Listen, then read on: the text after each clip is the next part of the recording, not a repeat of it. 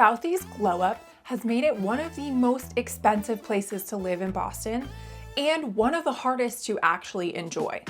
What used to be a working class, close-knit neighborhood is now lined with luxury condos, new restaurants, and rooftop bars. It's where everyone wants to be until they actually live here. Because behind the beach views and Instagram brunch spots, South Boston has some serious growing pains. I'm talking parking wars, nonstop construction, and price tags that make living here really difficult if you're not prepared for the reality. I'm Kimberlee Meserve, and after nearly a decade of helping people buy and sell in Boston, I can tell you South Boston is one of the best and one of the most misunderstood neighborhoods in the entire city. So today we're breaking down what it's really like to live in South Boston, from the lifestyle and housing costs to the trade-offs that come with the hype. To understand South Boston today, you have to understand where it came from. Old Southie was Irish American, working class, and fiercely proud. Families lived in triple deckers for generations. Everyone knew each other, and it was a tight-knit, gritty, and local in every sense of the word. Then came the development boom. Triple deckers got renovated into luxury condos. New construction went up on every empty lot. Rooftop bars, boutique fitness studios, and farm-to-table restaurants started popping up everywhere. And a huge part of that transformation was the Seaport District. As Boston's newest luxury neighborhood exploded right next door, Southie became the more authentic alternative. Close enough to Seaport's energy, but with more character and history. So now you have this mix. Longtime locals who have been here for decades, alongside young professionals who moved in just last year. It's not a divided neighborhood by geography, it's been divided by time. Who you ask about Southie completely changes the story. And that tension between the old Southie and the new Southie is part of what makes it interesting and so complicated. So what's daily life actually like in South Boston? First, the energy. Southie is fast-paced, social, and community-oriented, but it's also a little bit chaotic. There's always something happening, always people out, always noise. If you're someone who thrives on that kind of energy, it's incredible. If you need quiet and space to decompress, it can feel overwhelming pretty quickly. The walkability here is some of the best in Boston. You've got Carson Beach and Castle Island right on the water, M Street Park, coffee shops and bars on every corner. You can walk to restaurants, the gym, the grocery store, all within minutes. The commute to downtown is unbeatable. You're often under 20 minutes to the financial district, whether you're taking the Red Line from Broadway or Andrew, or just walking across Fort Point Channel. If you work downtown, Southie is one of the most convenient neighborhoods you can choose. But here's where it gets tricky. Parking. Street parking in Southie is a contact sport. It's tight, it's competitive, and in the winter, when snow takes up half the available spots, it gets downright hostile. If you're planning to have a car here, you need to factor that in because it will be a daily frustration.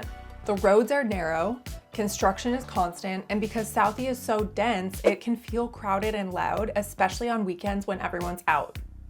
But here's the thing, it's also the kind of place where you can go for a morning run by the water, grab brunch at Lincoln, and still be at your office downtown in 15 minutes. And that is real convenience that people are paying for. And for a lot of buyers, it's worth every headache. If you're thinking about moving to Boston or trying to figure out if Southie actually fits your lifestyle, make sure you grab my free Boston relocation guide. It breaks down neighborhoods, commute times, and what to expect when buying or renting here, so you can make the right move for your lifestyle, not just your budget. You can scan the QR code on the screen right now or click the link in the description below. Now, before we get into pricing, it's important to know that Southie isn't one size fits all. There are actually a few different pockets of the neighborhood, and depending on which one you're in, the vibe, the price point, and even your parking situation can look completely different. Let's start with the east side. That's the area around M Street, L Street, Carson Beach, and Castle Island. This is what most people picture when they think of classic Southie. You'll see triple deckers, American flags on porches, and people walking to the beach with iced coffees in hand. It's a little quieter, a little more residential, and still has a lot of long-term locals. But summer parking here is absolutely brutal. The trade-off is that you're close to the water, M Street Park, and some of the best neighborhood charm in the city. Then you've got the west side, which centers around Broadway and the surrounding streets. This is where you'll find Southie's social scene, restaurants like Lincoln, Loco, and Capo, plus a ton of coffee shops, gyms, and new construction condos. It's vibrant, energetic, and a magnet for young professionals. You'll pay a little bit more to be near the action, but walkability and convenience can be really hard to beat. Closer to the Dorchester border is the lower end, near Andrew Square. Historically, this area has been more industrial and working class roots, but it is changing really fast. Projects like Washington Village are bringing in brand new condos, retail, and restaurants. It's one of the few places in Southie where you can still find something relatively affordable, at least for now. This is a pocket to watch if you're looking for long-term value or future appreciation. And finally, you've got the upper end, right where Southie meets the Seaport and Fort Point. Technically still South Boston, but it has a completely different feel. Think sleek, new construction buildings, garage parking, high-end finishes, and proximity to the Seaport's restaurants and offices. You're paying Seaport prices here, but you get the same convenience with a slightly more residential vibe. So yeah, Southie can mean very different things depending on where you land. And that's why when people ask, is Southie worth it? The real answer is it depends on which part you're actually talking about and whether that lifestyle actually fits you. And of course, that brings us to pricing, because each pocket of Southie comes with its own set of numbers. So let's talk about what actually costs to live in South Boston. Looking at the neighborhood as a whole, condos in Southie typically run anywhere from $900,000 to well over $1.2 million, depending on size, finishes, and location. If you're renting, one-bedroom apartments are often in the $3,000 to $4,000 a month range, and that's for a standard unit, not something luxury.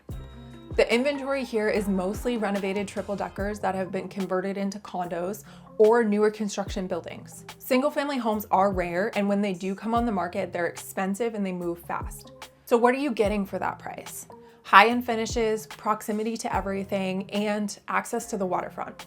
But you're not getting space, you're not getting a yard, and you're probably not getting parking unless you're willing to pay extra for it. You're paying a premium for walkability, convenience, and cachet, not for square footage.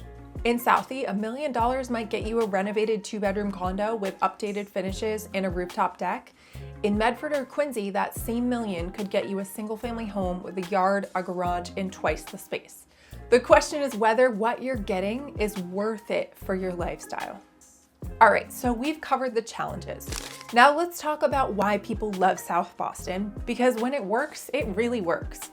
The best things about Southie are the walkability, the beach access, the fitness culture, and the lively Boston neighborhood energy that is hard to find anywhere else. Summer weekends at Castle Island are unbeatable. The neighborhood pride is real. People who live here genuinely love it and want to be part of the community. The social scene is really strong too, and the restaurant scene has gotten really, really good. Places like Lincoln, Loco, and Capo are pulling people from all over the city. If you're someone who values being able to walk everywhere, who wants to be close to the water, and who thrives in high energy environments, Southie delivers on all of that. But here's where it struggles: parking, density, and affordability. If those are deal breakers for you, Southie is going to be a really tough sell. Southie can be awesome as long as you go into it with eyes wide open. If you expect quiet streets, big yards, and easy parking, you'll be frustrated within a month. If you want energy, accessibility, and that Boston edge, it absolutely delivers. So who exactly is South Boston right for? Well, it's ideal for young professionals, couples, or early stage families who love walkability and social living. If you're someone who wants to be in the middle of everything, who doesn't need a lot of space, and who's willing to trade convenience for square footage, this neighborhood makes a lot of sense. It's not ideal for buyers who prioritize space, parking, quiet, or predictability. If you need a home office, a yard for your dog, or a guaranteed parking spot, while those things are not impossible to find, it can feel very cramped and stressful pretty quickly. And when it comes to schools, if you watched my video on Boston public schools, you know that the city doesn't have traditional school districts. Southie has a mix of improving BPS schools, but a lot of families here lean on private or parochial options as backups. So if schools are a major priority, you'll need a strategy, not just an address. The big idea here is that Southie works best when lifestyle comes first and logistics comes second. If you're choosing this neighborhood because you love what it offers, the beach, the walkability, the energy, then the trade-offs are manageable. But if you're choosing it because you think it's the right place to be, you might end up regretting it. So here's the bottom line. Southie's changed, but so has Boston. It's not cheap and it's not easy, but if you go into it with your eyes wide open, it can be one of the most exciting, high energy neighborhoods to live in anywhere in the city. The key is knowing what you're getting into, understanding the real trade-offs, and being honest about whether this lifestyle actually fits you or whether you're just buying into the hype. If you're planning a move to Boston and want to figure out whether South Boston actually makes sense for your lifestyle, book a call with me and my team. We'll walk you through your goals, your timeline, and which neighborhoods align best for you. You can find all of our contact information in the description below. And if you're torn between Southie and neighboring Seaport, you don't want to miss my next video. South Boston versus Seaport District, should I move to Southie or Seaport? I'll break down exactly how these two neighborhoods compare in price, vibe, and lifestyle so you can decide which one fits you best.